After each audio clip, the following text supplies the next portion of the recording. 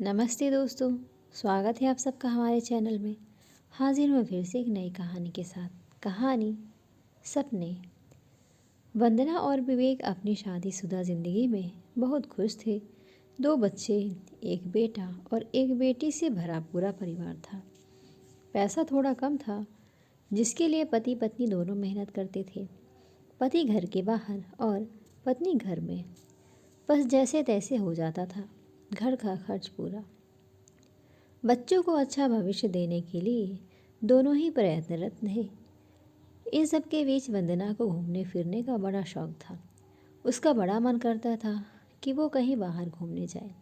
अपने देश में इतनी अच्छी अच्छी जगह है घूमने को, वो सब देखे। कोई बाहर से घूम कर आता था और उसे बताता था तो उसका मन भी बेचैन हो जाता घूमने को, मगर मन महसूस कर रह जाती थी। पति से कभी कहती कहीं चलने को तो बोलते चलेंगे, बच्चे पढ़ लिख जाएं, उनकी नौकरी लग जाए, फिर अपन एक गाड़ी खरीदेंगे और हम दोनों खूब घूमेंगे।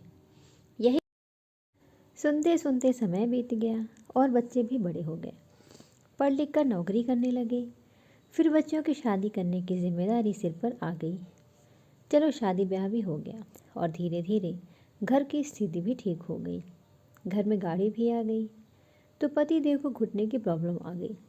घुटने की तकलीफ़ की वजह से उनका धीरे धीरे चलना फिरना भी मुश्किल हो गया। वंदना के मन में एक आस जगी थी कि चलो सारी जिम्मेदारी से मुक्त हो गए हैं, घर की स्थिति भी ठीक हो गई है और घर में गाड़ी भी आ गई है। अब खूब घूमेंगे, जो सारी उम्र ना कर पाई वो अब करूँगी।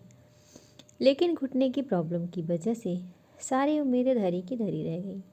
पति का घुटने का ऑपरेशन करवाना पड़ा। काफ़ी मशक्क़त के बाद विवेक चलने फिरने की स्थिति में आए। सब अपने काम में व्यस्त हो गए। विवेक भी रिटायर हो गए थे।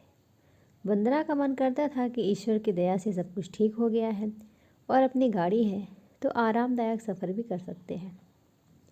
लेकिन ये क्या, रिटायरमेंट के बाद पति द्वारा किए गए वादे सब धरे के धरे रह गए। वो कहीं जाने को तैयार ही नहीं होते थे। यहाँ तक कि लोकल बाज़ार वगैरह भी बंद कर दिया आना जाना। उन्होंने तो ड्राइंग रूम की कुर्सी और टीवी का रिमोट पकड़ लिया था। बस दिन भर टीवी के सामने ही बैठे रहते। वंदना अगर कहती कि कहीं चलते हैं तो अब तो सब कुछ ठीक है, कोई परेशानी नहीं है, तो विवेक बोलते अरे यार अब कहीं नहीं जाना, आराम से घर पे रहो। कि इस बार तो बहस भी हो जाती थी वंदना और विवेक में। लेकिन विवेक टस से मस नहीं होते थे। आखिर वंदना के सपनों पर पानी फिर गया और सारे घूमने के प्लान पर झाड़ू फिर गया। वंदना सोचने लगी, कब से इंतज़ार कर रही थी इस दिन का। दोस्तों, कहानी आपको कैसी लगी ज़रूर बताइएगा। लाइक करिएगा, चैनल पर नए हैं तो चैनल को सब्सक्राइब करिएगा। धन्यवाद।